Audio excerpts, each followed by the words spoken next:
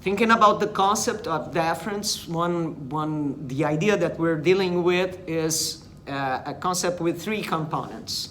So a deferential approach from the judiciary in Brazil should require, first of all, they should know, they should be informed about what really was the administrative choice in the matter. So if it's a lawsuit that requires some sort of good related with a public policy draw to provide housing rights, the first question that the judiciary should ask is, what is the public choice involved in here? What is the public policy involved in here? So the first component will be the information about what was the decision effectively held by the administration. The second component in that differential approach, we think should be the judiciary to ask if that public choice is being really implemented. Because sometimes you might have a broad public policy that was beautifully drawn, very informed, but it's not being executed as it was conceived and drawn. So this is the second question. Is there a public policy? What is its content? Is it being applied as it was originally designed? And the third component in the differential approach that we are proposing is that whoever is fighting, is contesting the administration's decision, should engage in a dialectical debate with the administration's reasons. So it cannot be purely, I disagree, I have a better proposition.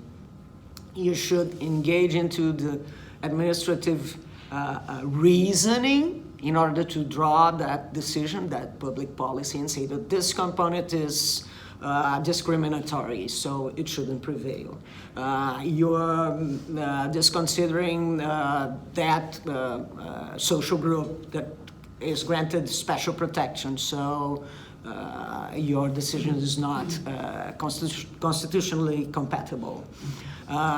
This is very important considering the Brazilian scenario, in which we have institutional organizations that are invested with the duty to control power, and as long as they feel very legitimate because they have a very important role, we are here to control power, they feel that they can simply defy the administrative decision without providing very dense reasoning. So this is a problem, and we think in our research group that in a democratic ambience, critique it's a possibility, is even a necessity, but it should be dialogical. So if the administration has made a choice and you have some sort of complaint, you should be capable of declining your reasons to dissent from the administrative choice. So this is what we've been thinking about deference. So deference will involve these three components: knowing the public choice that is being scrutinized, knowing if it's being implemented as planned, and dissenting, the presentation of the dissents should be in a dialectic fashion. There are other points in our research that are not already exhausted, examined as they should be.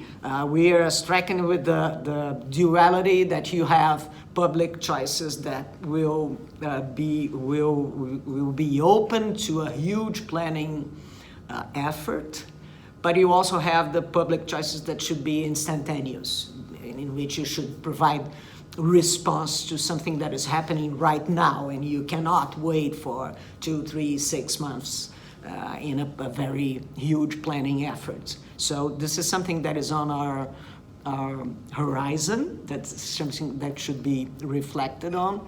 We have another problem that is particular in the Brazilian system, that is the fact that sometimes the public choices, the public policies that requires investment, they are not reflected in the budgetary system. And this is a huge problem, because you can engage in a beautifully design public policy, but if you don't have the money to make it work, it would not happen. So this is something that we're reflecting also. And we are engaged in an effort to define what kind of features you should require from the administrative choice in order to grant them the planet seal. So this is the next step in our research. And in order to inform you a little bit about the next step, I think we have the next presenter, which is Nadia. Nadia, you have the floor.